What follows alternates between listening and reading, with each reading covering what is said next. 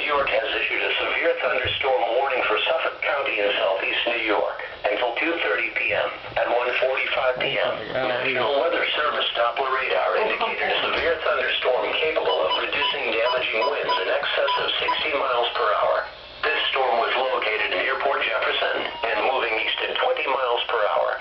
Other locations in the warning include but are not limited to Mount Sinai, Coram, Middle Island, Yaphank, Rocky Point, Brookhaven National Laboratory, Wading River, Manorville, Riverhead, and Calverton, in addition to large hail and damaging winds.